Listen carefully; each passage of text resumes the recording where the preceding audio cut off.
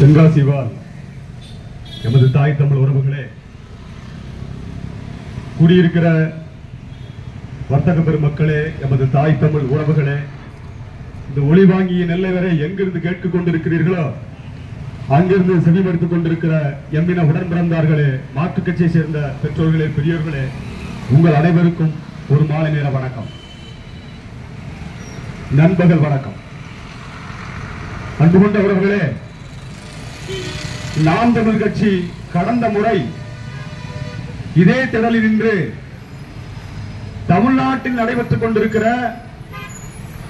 தொடர் கொலைகளை, சமூக நீதி பாதுகாப்பில்லாமையை கண்டித்து ஒரு மாபெரும் போராட்டத்தை நடத்தி கொண்டிருந்தது. அதுதான் கடைசியாக நடந்த கடந்த மாதத்தில் நடந்த போராட்டம். தமிழ்நாட்டின் தலைநகர் சென்னையில் ஒரு மிகப்பெரும் அரசியல் ஆளுமை அண்ணன் ஆம்சான் அவர்கள் படுகொலை செய்யப்பட்டார்கள். அந்த படுகொலையை கண்டித்து தொடர்ச்சியாக தமிழ்நாட்டில் நடைபெற்றுக் கொண்டிருக்கிற பொது அமைதிக்கு பாதுகாப்பு கொடுக்க வேண்டும் என்ற கோரிக்கையோடு அந்த போராட்டம் நடைபெற்றது. அந்த போராட்டத்திற்கு 2 நாளுக்கு முன்பு தமிழ்நாட்டை ஆண்டு கொண்டிருக்கிற குப்பை மாடல் ஐயா ஸ்டாலின் அவர்கள் ஒரு அறிக்கை விட்டார். இந்த குப்பை மாடல் அரசு என்பதை எந்த கொம்பனாலும் குறை சொல்ல முடியாத அரசு என்று சொன்னார்கள். அன்று தமிழ்நாட்டின் தலைநகரில் மிகப்பெரும் ஆளுமை படுகொலை செய்யப்பட்டது. இன்று தமிழ்நாட்டின் கால் பகுதியில் நீதிமன்றத்துக்குள்ளே படுகொலை நடந்து கொண்டிருக்கிறது. தமிழ்நாட்டின் தலைநகரில் இருந்து தலையிலிருந்து கால்மாடு வரை எங்கு பார்த்தாலும் பச்சை படுகொலை, பொது அமைதி கெட்டு தொடர்ச்சியாக காணல் அடைந்து கொண்டிருக்கிறது. எப்படி கடந்த படுகொலைக்கு, தலைநகரில் இருந்த படுகொலைக்கு இது எந்த கொம்பனாலும் குறை சொல்ல முடியாத அரசு என்று சொன்னாரோ, அதே போல குப்பை மாடல் அரசுடைய முதலமைச்சர் ஐயா நேற்று அறிவிக்கிறாரு, இது எவரும் குறை சொல்ல முடியாத போற்றுதற்குரிய பொற்கால ஆட்சி. தமிழ்நாட்டில் நடந்த சோழ பேரரசை காட்டிலும் இது பொற்கால ஆட்சி என்று பதிவு செய்கிறாரு. ஆரம்பிமிகு ஐயா ஸ்டாலின் அவர்களே, குப்பை மாடல் அரசு அவர்களே, இது திராவிட மாடலில், இந்த குப்பை மாடலில், மருத்துவ கல்வி மாடலில், கோழி கழிவு மாடலில் இது சோழ பேரரசின் ஆட்சி. நம்பியாக வேண்டும் அன்பின உறவுகளை, நீங்கள் நம்பிக்கொள்ளுங்கள். இதுதான் சோழ பேரரசு. இப்படிதான் இருந்தது. எப்படி இருந்தது?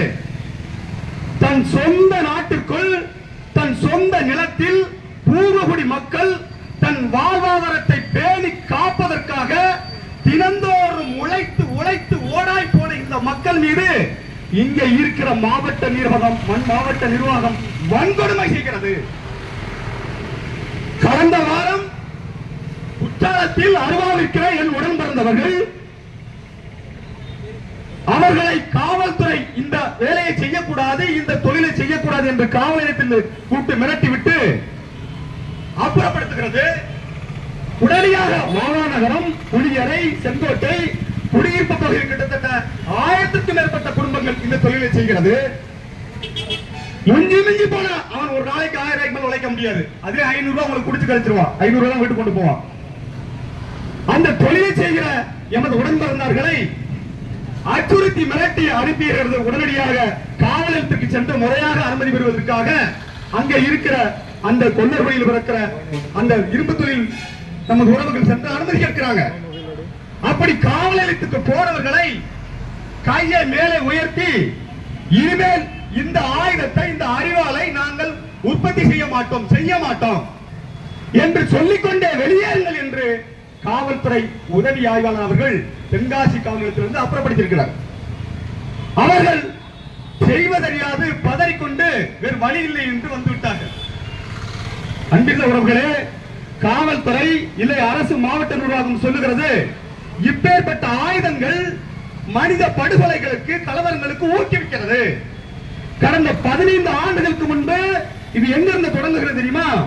தேனி மாவட்டம், அந்த வட மாவட்டத்தை சுற்றி திருப்பாச்சி அரிவாள் என்று கோயில் வழிபாட்டிற்காக, நேர்த்திக்கடனுக்காக 10 அடி, 15 அடி, 20 அடி அரிவாளை அடிப்பார்கள்.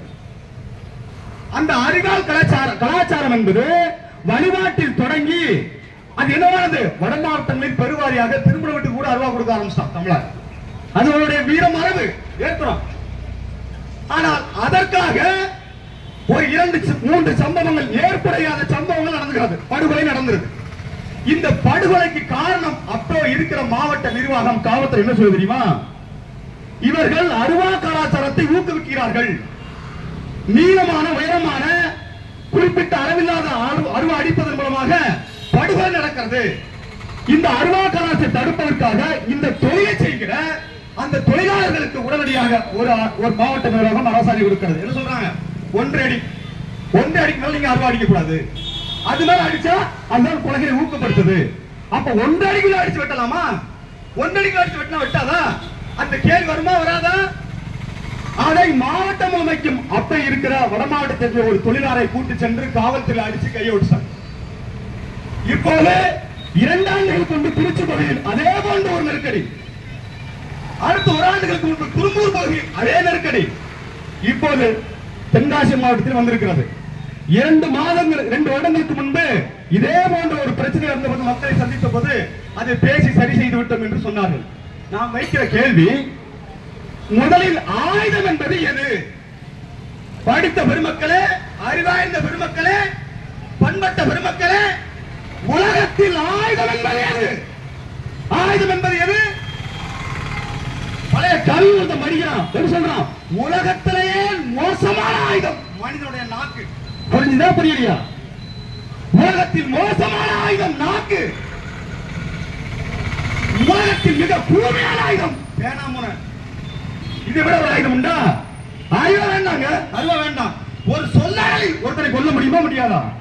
சாகடிக்க முடியும். என் பாட்டன் திருவள்ளுவர் சொல்றான், ஆயுதம் தேவையில்லை, எதிரே இருக்கிறவனை என் வார்த்தையால் சாகடிக்க முடியும். ஏதாவது நீதிமன்றத்தில் தீர்ப்பு செய்து விட்டதை முனையை மடிக்கி விடுறார்கள். அது ஆயுதம் இல்லையா? உழைத்து என் நிலத்தில் வாழ்ந்து பூர்வகுடி மக்களை நீங்கள் சோழ பரசை சொன்னீர்கள். சோழப்பாட்டன் என்ன பண்ணா? சோழப்பாட்டனுடைய அடையாளம் வீரம். உலக நாடு முழுவதும் தன்னுடைய வாளால் தன் நிலத்தை பிடித்தான். நீங்க அருவா அடிக்க கூடாது, இத்தனை வருடம் அடிக்கணும். எத்தனை வழக்கு இருக்கு நீங்க சொல்லுங்க? அருவா அடிச்சு கொடுத்தனால வெட்டினான், அவன் எனக்கு அருவா கொடுத்தனால வெட்டணும் என்ற வழக்கு இருக்கிறதா? சரி, அந்த திறந்தவன் சாரைய கடல பாட்டில் குத்தி கொள்ளுதான, அது ஆயுதம் இல்லையா? அது தடுக்க முடியாதா? தமிழ்நாட்டில் ஒரு கணக்கெடுப்பு இருக்கிறவர்களே, தொடர்ச்சியாக கொலை என்பது எதுவாக நடக்கிறது? கள்ளக்காதலில் என்ன பண்றாங்க? தொடர்ச்சியாக ஒரு கணவன் ஒரு ஆணையோ பெண்ணையோ விஷ வைத்துக் கொள்வது, கிணற்றி தள்ளி விடுவது, இல்லை என்றால் இரவாக தவணை வச்சுக் கொள்வது, இப்படித்தான் பெருவாரியான கொலை. ஆனால் அதையெல்லாம் விட்டுவிட்டு உழைத்து தன் நிலத்தில் வாழ்ந்து கொண்டிருக்கிற பூர்வகுடி மக்களை அந்த தொழிலிருந்து அப்புறப்படுத்தி நீங்கள் அருவாடிக்க கூடாது என்று சொல்வது எத்தனை வரைய மடத்தனம் தெரியுமா? அது அருவா மட்டுமா இருக்கு, நேர்த்திக்கடன் இருக்கு, வீட்டுடைய உபயோகப் பொருட்கள் இருக்கு, உழவுக்கு பயன்படுகிற அருவா, விவசாயத்திற்கு, மரங்கள் வெட்டுவதற்கு, தென்னை மரம் ஏறுவதற்கு, நொங்கு இளநீர் செய்வதற்கு, கொப்புகளை வெட்டுவதற்கு, விவசாயத்துக்கு பயன்படுத்தக்கூடியது. ஏன் இத்தனை விதிமுறை? ஏன் இத்தனை நெருக்கடி? கேட்ட வழக்கம் என்ன தெரியுமா? நீங்க ஆன்லைன்ல அருவா விற்பனை செய்யலாம். எப்படிங்க? அவ்வளவு நுட்பமான அரசா இது? நான் ஆன்லைன்ல அருவாவை விற்பனை செய்யணும், ஆயுதங்களை விற்பனை செய்யணும். இல்லை என்றால் பெரிய கடைகளை பிடித்து கண்ணாடி பாட்டிற்குள் கண்ணாடிக்கு வைத்து அருவா விற்பனை செய்யணும், ஆயுதங்களை விற்பனை செய்யணும். இது மடத்தனம் சொல்ற மாதிரி மடத்தனமா இல்ல? ஆன்லைன் அருவா வாங்க முடியுமாங்க? ஆன்லைன்ல போட்டு அருவா வாங்கி வெட்டினா வெட்டாதா? அது தப்பு இல்லையா? அது குற்றம் இல்லையா? எதற்கு இது? என்ன நினைத்துக் கொண்டிருக்கிற இந்த அரசு? இந்த நிலத்தில் உழைத்து பூர்வகுடியாக மக்களை அந்த துறையிலிருந்து அப்புறப்படுத்துற திட்டம். அச்சமில் இருக்கிற துணை ஆய்வாளர் என்ன சொல்றாரு? அந்த ஊர்ல சென்ற மக்களை பார்த்து, நீங்க இந்த தொழில் செய்யாதுங்க, நாளைக்கு போராட்டத்துக்கு வராதுங்க, வந்தீங்கன்னா நாங்க வழக்கு போட்டுருவோம், படிக்கிறவன் 10 ரூபா வம்பா போயிடும், படிக்கிற மாணவர் வம்பா போறாங்க. ஏங்க இவங்க சொல்ற மாதிரி அவங்க சொல்றாங்க. மாவட்ட நிர்வாகத்திற்கு, மாவட்ட கண்காணிப்பாளருக்கு, மாவட்ட ஆட்சியருக்கு நாங்கள் கோரிக்கை வைக்கிறோம், நாளையிலிருந்து அருவா பட்டறைகளை மூடி விடுகிறோம். அருவா தொழிலுக்கு எவரும் வரப்போறது இல்ல, வரல. படிச்சவனுக்கு வேலை கொடுத்தீங்க, படிச்ச தகுதியின் அடிப்படையில் தாலுகா ஆபீஸ், வீடு ஆபீஸ், கலெக்டர் ஆபீஸ், காவல் நிலையத்தில் வேலை இருக்கா? வேலை இருக்காங்க. படித்தவன் மீது வழக்கு போடுகிற துணிவு இருக்கிறது, அதிகாரம் இருக்கிறது என்றால் படித்தவனுக்கு வேலை கொடுக்கிற அதிகாரம் இல்லையா? எப்படி? படிச்சா போராட வந்தா வழக்கு போட்டுருவேன், சரி, படிச்சவன் போராட அவனுக்கு வேலை கொடுக்கணுமா இல்லையா? அச்சுறுத்தல் மட்டும் செய்ய முடியுது. படிச்சவன் போராட வந்தா வழக்கு போட்டுருவான். உங்க வாக்கு ரொம்ப பெரும் வராதுங்க. சரி நான் படிச்சிருக்கேங்க, நான் வரவே இல்லைங்க, எனக்கு வேலை இருக்கா? என்னங்க வேலை இருக்கு? இது ஒரு அரசா? இது ஒரு திட்டமா? என்ன நினைக்கிறான்? இந்த பூர்வடி மக்களை அந்த துறையில் இருந்து அப்புறப்படுத்திடணும். யார்கிட்ட கொடுக்கணும்? இரும்பு தொழிலை டாடா நிறுவனத்திடம், கார்பரேட் நிறுவனத்திடம் கொடுத்தது மாதிரி இந்த தொழிலை அனில் அம்பானிடம் கொடுப்பான். அவன் என்ன பண்ணுவான்? எங்கேயோ மும்பையில டெல்லியில இருந்து கண்ணாடி பாட்டு வச்சு அருவா வைப்பான். நான் 200 ரூபாய்க்கு விற்பான், 2000 ரூபாய்க்கு விற்பான். இதைத்தான் அரசு விரும்புது. எல்லாம் கார்பரேட் மாடல், பண்ணையார் மாடல், முதலாளிகள் மாடல். நான் என்ன செய்யணும்? நான் இவனுக்கு ஓட்டு போடுகிற அடிமையா இருக்கணும். கல்லு அடிச்சான்னு கல்லு அடிக்கணும் கூட்டு போய் அடிச்சு எத்தனை வழக்கு, எத்தனை கை வச்சு வந்து, எத்தனை வன்முறை. பணையாறுவது அவ்வளவு பெரிய தப்பா? பணையாரிகளை எத்தனை வழக்குகள் மட்டும் சித்திரவதை பண்ற. ஆனா என்ன செய்யற? சாராய கடை திறந்து சாராய வியாபாரம் இருப்பது. அதுபோலத்தான் இவன் என்ன செய்யணும்? அந்த துறையிலிருந்து வெளியேறிடணும், அதை பெரும் நிறுவனத்திற்கு கொடுக்கணும். அதுபோல பணையாரிகளை, பணையாரி மக்களை, அந்த தொழிலாளர்களை அந்த பணையிலிருந்து வெளியேற்றிடணும்.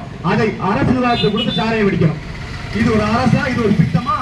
இதுதான் சோழ பேரரசு நடந்த ஆட்சியா? ஆட்சி முறையா?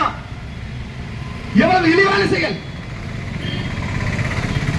நிதிஷ்குமாருங்க, வட மாநிலத்தில் நிதிஷ்குமார் என்ன பண்றான்?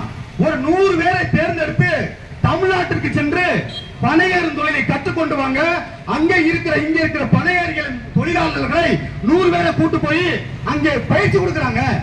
ஒரு பணையின் மூலமாக என்னென்ன உற்பத்தி செய்யப்படலாம், ஒரு பணையின் மூலமாக எது வரையறுக்கப்படலாம், அதன் மூலமாக அங்கே பொருளாதாரம் என்ன, அந்த நிலத்திற்கான தேவை என்ன என்று ஆய்வு செய்கிறது ஒரு அரசு. ஆனா இங்க இருக்கிற என்ன செய்யுமா? பணையர்களை இழிவாக பார்க்கிறது, இரும்பு செயலை இழிவாக பார்க்கிறது, கொள்ளை அடித்தவனுக்கும் பூட்டி கொடுத்தவனுக்கும் காட்டி கொடுத்தவனுக்கும் சாலிட்டு அடிக்கிறது. எது அரசு? எத்தனை எல்லாவற்றிற்கும், எல்லா சமூக பிரச்சனைக்கும், எல்லா படுகொலைக்கும் இதற்கு முதன்மை காரணம் எது? மது. இவன் அருவா கொண்டு வெட்டினாலும், கள்ளத்துக்கு போட்டு கொண்டாலும், கிணத்துல தள்ளி விட்டாலும், சாராய பாட்டில் கொண்டாலும் எல்லாவற்றிற்கும் முதன்மை காரணம் சாராயம் குடிப்பது, அரசு டாஸ்மார்க்ல குடிப்பது. இப்ப அதை என்ன செய்ய போற? அதை என்ன செய்ய போற? இப்போ 1ஆம் தேதியிலிருந்து விலையை கூட்ட போறாங்க. எதுக்கு? டாஸ்மார்க் வருமானத்தை குறைந்தது என்று சொல்லி இப்ப வருகிற ஆண்டு ஜனவரி முதல்ல இருந்து டாஸ்மார்க் விற்பனை அதிகரிக்கப்படுகிறது. குறைப்பதாக இல்ல, கடை மூடுவதாக இல்ல, மதுக்கு தடை வருவதாக இல்ல. இவர்கள் மீண்டும் மீண்டும் அதை உற்சாகப்படுத்துறாங்க, விற்பனை செய்யறாங்க. அப்படி என்றால் இந்த நிலத்தில் இருக்கிற பூர்வ உடைத்தன் வாழ்வாதாரத்தை, மண்ணையும் மக்களை நம்பி இருக்கிற இவன் என்ன செய்யணும்? இந்த நிலத்திலிருந்து, வளத்திலிருந்து, தொழிலிருந்து அப்புறமா வெளியேறணும். இது யார் மூலமா போனோம்? இது கார்பரேட் நிறுவனத்துக்கு நிலமா மாறணும், சொந்த பந்தம் ஆயிரணும். அவன் மிகப்பெரிய கொள்ளை முதலாவும் அடிக்கிறதுக்காக திட்டம் நடந்து கொண்டிருக்கிறது. நாங்கள் திரும்ப திரும்ப போராடுகிறோம். கடந்த மாதங்களில் போராடுகிற பொழுது இந்த படுகொலை நிறுத்துங்க சொன்னோம். இதுவரைக்கும் நடந்துக்க நான் குறிப்பு அப்பவே சொன்னேன். இப்ப பேசிட்டு போறோம்னா நாளைக்கு பாருங்க ஒரு படுகொலை நடக்கும். அதே போல இப்பவும் சொல்றேன், திருநெல்வேலி மாவட்டத்தில் மட்டும் 4 படுகொலை இந்த 4 நாள்ல நடந்திருக்கு. இப்ப பேசிட்டு போறோம்னா நாளைக்கு இதே போல பல நடக்குங்க. நடக்குமா? பாதிப்பு எவனுக்கும் பாதுகாப்பு இல்ல. இங்க பேசிக் கொண்டிருக்கிற இந்த பிள்ளைகளுக்கு கூட பாதுகாப்பு கிடையாது. அடுத்த போராட்டத்தில் இங்கே அவன் கூட படுகொலை செய்யப்படலாம். அதுதான் நிதர்சனமான உண்மை. அப்பேற்பட்ட ஒரு கேவலம் கட்ட அரசு இது. கேட்டா மாடல்ங்கிறான். என்னடா மாடல்? என்ன மாடல்? கேரளாவில் ஐயப்பன் கோயிலுக்கு பத்தி சூடம் ஊதுபத்தியை கொண்டு வராங்க. ஏன் சொல்றான்? பதறான். பத்தி கொண்டு வந்தேனா, சூடம் கொண்டு வந்தேனா, என் நிலம் வம்பா போகுது, ஆற்று நீர் வம்பா போகுது, மலைகள் வம்பா போகுது, நீ சூடம் நீ கொண்டு வராத, தேங்காய் மட்டும் கொண்டு வா, அரிசி மட்டும் கொண்டு வா, அதை நான் அரிசி ஆக்கி சாப்பிட்டுக்கிறேன். எதுக்கு? சாமி கும்பிடுறதுக்கு. எத்தனை ஆண்டு காலம், பல்வேறு யுகத்தில் தொடர்ச்சியாக இந்த மக்கள் பயன்படுத்திய வழிபாட்டில் கூட மலையாளி கை வச்சான். என்ன செய்யலாம்? என் நிலம், என் மலை, பின்னால்தான் கடவுளும் மயிரலாம், பின்னால்தான் ஐயப்பலாம், பின்னால்தான் சரணகோசமலாம். எனக்கு மலை தான் முக்கியம், எனக்கு என் நிலம் முக்கியம், எனக்கு என் ஆறு முக்கியம். உன்னுடைய பத்தி சாம்பிராணி அங்கே போட்டு வந்துரு சொல்லிட்டா மலையார். ஆனா நீ என்ன தெரியுமா? இங்க இருந்து மலை எல்லாத்தையும், ஆற்று மலை எல்லாத்தையும் எடுத்து கொடுத்து விடுது. இன்னைக்கு பெரிய கொம்புமா நாங்க இங்க இருந்த கழிவுகளை திரும்ப அனுப்பி விட்டோம். ஏய், சரியான ஆண்முள்ள திமுக எழுதுறோம். நாங்கள் அங்கிருந்து வந்த கழிவை அங்கே ஏற்றி விட்டோம். பாவட சாதனை. அது சாதனை இல்லடா. இங்க இருந்து ஏற்று போன மலையை இங்க இருந்து ஏற்றி போன மணலை இங்க இருந்து கொண்டு போன மலையை நல்ல ஆத்தாளுக்கு அப்பனுக்கு பிறந்தவன் திரும்பி எடுத்துட்டு வாடா. அதுதான் ஆண்மையுள்ள அரசு. அதான் ஆண்மையுள்ள அரசு. வந்த குப்பையை திருப்பி அனுப்ப முடிஞ்ச உன்னால் இங்கிருந்து அனுப்பப்பட்ட மணலையும் சல்லையும் வாங்க முடியுமா?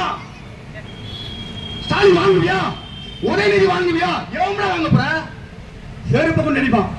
நீ வேணா கழிவு அனுப்பலாம். அங்கிருந்து ஆத்த மலையில கொண்டு வர முடியாது, மலையை கொண்டு வர முடியாது. இங்க இருக்க மாவட்ட ஆட்சியர்கிட்ட கோரிக்கை கொடுத்தவன், ஐயா எங்களுக்கு கட்டுமான பொருள் பத்தல வாங்கி கொடுங்க ஐயா மாவட்ட ஆட்சியர் சொல்லுவாரு. அப்படி ஒண்ணு மக்கள்கிட்ட இருந்து கோரிக்கை வரலங்க. அந்த அரசு தடை செய்திருக்குங்க. எங்க நாங்களும் அரசு தடை செய்யறதுக்கு வழி இல்லைங்க. எப்படிப்பட்ட கேவலட்ட அரசு பத்தியா? இதை கருத்தில் கொண்டு இங்க இருக்கிற அரசு என்பது தமிழர் விரோத போக்கை உடனடியாக கைவிடணும். மத்திய அரசு கொண்டு வரலாம். இன்னும் 2026 தேர்தலுக்கு அப்புறம் ஒரு வரையறை கொண்டு போறான். 40 பாராளுமன்ற தொகுதிகளில் 25-30 வயதா இருக்க 10 தொகுதியை காலி பண்ணிடுவான். என்ன காரணம் தெரியுமா? மக்கள் தொகையில் தென் மாநிலங்களில் ஆந்திரா, கர்நாடகா, தமிழ்நாட்டில், கேரளாவில் மக்கள் தொகை குறைந்து விட்டது. வட மாநிலத்தில், மகாராஷ்டிரா உள்ள மற்ற மாநிலங்களில் எண்ணிக்கை அதிகரித்து விட்டது. ஆதலால் மக்கள் தொகை கணக்கின்படி வட இந்தியாவில் பாராளுமன்றத்தை கூட்ட போறான். தென் இந்தியாவில், தமிழ்நாட்டில் கிட்டத்தட்ட 5 பாராளுமன்றத்தை காலிவிடப்போம். இதற்கு அவன் முதல் சொன்ன காரணம் தெரியுமா? நாம் இருவர் நமக்கு இருவர், 2 குழந்தை போதுங்க. நாம் இருவர் நமக்கு ஒருவர் அப்படின்னு சொன்னாங்க. இப்ப என்ன சொல்றான் ஐயா ஸ்டாலின் அவர்கள் கடந்த வாரத்தில் பேசும்போது 16-10 கொள்ளுங்க, வேற வழி இல்ல. 16-10 கொள்ளுங்க. ஏன் நமது பாராளுமன்றத்தை தக்க வைக்கணும். ஏங்க 2 குழந்தை பெற்ற சொன்னது யாருங்க? இதே திராவிட அரசு, இதே பெரியாரு. 2 குழந்தைக்கு மேல் பத்தா காட்டு மிராண்டி சொன்னாருங்க பெரியாரு. 2 குழந்தை பெத்துக்கணும், அதுக்கு மேல் பத்தா நீ காட்டு மிராண்டி, நீ கற்காட்டு சேர்ந்தவன் சொல்லி சொல்லி என் இனத்தை காயெடுத்து 1 குழந்தை 2 குழந்தை பெற்றுட்டு இப்ப என்ன பண்றதா? பாராளுமன்ற தேர்தலை குறைக்க போறாங்க. அதனால் 16 பெற்றுக் கொள்ளுங்க. இப்ப எங்க பெற்றுக்கிட முடியும்? நீ கொடுத்த சாராயத்தில் 1 பக்கத்துக்கு பால்மோர் வலிச்சு கிடக்காங்க. இங்க எங்க இருக்குது? எங்க பார்க்கிறது? எத்தனை கேடு கட்ட இந்த இடைநிலையில் இருக்கு தெரியுமா? பாராளுமன்ற தேர்தலை கணக்கெடுத்து இவன் எடுக்கலாம். மக்கள் தொகை கணக்கெடுப்பு நடத்த மாட்டான். ஆனால் மறைமுகமாக வட இந்தியாவிற்கான எண்ணிக்கை கூடுதலாகிறது. பாராளுமன்றத்துடைய எண்ணிக்கை இங்கு குறையும். இந்த மத்திய மாநில அரசுடைய திட்டம் தமிழர் போக்கை உடனடியாக காலி செய்வது, தம்முடைய அதிகாரம் இல்லாமல் பண்ணுவது. இவன் ஏதிகளாக தன் நிலத்தில் வளத்தில் கையேந்தி பிச்சையாக நடுத்தருவில் அகதியாக நிற்கிற திட்டத்தை உருவாக்கலாம். நாங்கள் பல்வேறு இடத்துல போராடணும். என் நிலத்தை மீட்க, இந்த கலவரத்தை நிப்பாட்டுங்க, இந்த சமூக நீதி கொடுங்க என்று வாக்கு கேட்டா எம்பின மக்கள் நீங்கள் மறந்து கடந்து ஓடிக்க. ஆனால் வருக தேர்தலில் மிகப்பெரிய பேராபத்தை, மிகப்பெரும் பேரவலத்தை இந்த நிலம் சந்திக்கக்கூடிய இருக்கிறது. அதை கருத்தில் கொண்டு மத்திய மாநில அரசுகளின் இந்த விரோத போக்கை வன்மையாக கண்டிக்கிறோம். நீங்க இதுவரை தென் மாநிலங்களில் தமிழ்நாடு தான் மக்கள் தொகை கணக்கெடுப்பில், மக்கள் தொகை அந்த சீர்திருத்தத்தில் முதன்மை மாநிலமாக இருக்குதுன்னு சொல்றான். ஆந்திராவை விட, கேரளாவை விட, கர்நாடகாவை விட மக்கள் தொகை அந்த கட்டுப்பாட்டை பயன்படுத்தியது தமிழ்நாடு மட்டும்தான். ஆனால் நீங்கள் இந்த 40 பாராளுமன்ற தொகை எண்ணிக்கை குறைக்க கூடாது, அது 40 இருக்கணும் என்று ஒன்றிய அரசு கேட்டுக்கொண்டு மாநில அரசு நீ உடனடியாக இந்நிலத்தில் வளத்தில் வாழ்ந்து கொண்டிருக்கிற பூமகுடி தமிழர்கள் மீது ஆயுத சட்டத்தை கொண்டு, இல்லை என்றால் பணியாளரின் தொழிலாளர்களுக்கு என்று எதை விதிக்கக்கூடாது. ஆயுத சட்டத்தில் அருவாவுக்கு என்ற விதிமுறையை விலக்கு, இரும்பு தொழிலாளர் மீது கொடுக்கப்பட்ட வழக்கு விதியை விலக்கு, அவர்களை சுதந்திரமாக தொழில் செய்ய வேண்டும் என்று கேட்டுக்கொண்டு மாவட்ட நிர்வாகம் உடனடியாக கேரளாவில் இருந்து வருகிற கழிவுகளை இன்று கூட வந்திருக்கு சொல்றாங்க, நேற்று தான் வந்திருக்கு, இனிமேல் வருவதை உடனடியாக தடுத்து அந்த சோதனை சாவடி பலமான ஒரு பாதுகாப்பு அரணாக இருக்க வேண்டும் என்ற பேரில் வாய்ப்பளித்தமைக்கும் கேட்டமைக்கும் நன்றி கூறி பாடியது கூர்ங்கோட்ட ராயனும் யானை வெறும் புலிதாக கூறி அன்பு கொண்டவர்களே, பல்லாயிரம் ஆண்டுகளுக்கு முன்பே எமது பாட்டன் வள்ளுவர் பெருந்தகை எமக்கென்று எழுதி வைத்த குரல் பாடியது கூர்ங்கோட்ட ராயனும் யானை வெறும் புலிதாக கூறி என்ன சொல்றான்? ஒரு தடித்த யானை, உடலை பெருத்த யானை, தந்தங்களை நீளமாக உடையானை, துதிக்கைகளை பலமாக உடையானை.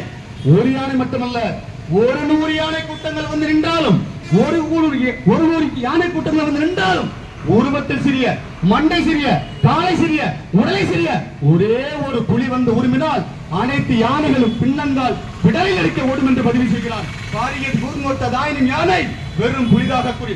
அதுபோல இந்த மண்ணில் படம் எடுத்த அதிமுக, குண்டர் எடுத்த திமுக, காங்கிரஸ், பாரதிய ஜனதா, கம்யூனிஸ்ட் என்று எத்தனை பெரிய பண முதலில் வந்து நின்றாலும் உருவத்தில் சிறிய, உங்கள் வயிற்றில் பிறந்த இந்த மண்ணை பூர்வமாக கொண்ட தமிழ் வயிற்றில் வந்த இந்த சின்னஞ்சிறு பிள்ளைகள் நாம் தமிழர் என்ற ஒற்றை கட்சி ஏந்தி என் மொழி விடுதலை, என் பண்பாட்டு விடுதலை, என் இன விடுதலை, என் மண் விடுதலை என்று அனைத்துக்குமாக தளம்தான் என்று கூடி வாய்ப்பளித்தமைக்கும் கேட்டமைக்கும் நன்றியில் விடுகிறேன். தமிழ் தாய் வாழ்க, தலைவர் பிரபாகரன் வாழ்க. தமிழ் தாய் வாழ்க, தலைவர் பிரபாகரன் வாழ்க.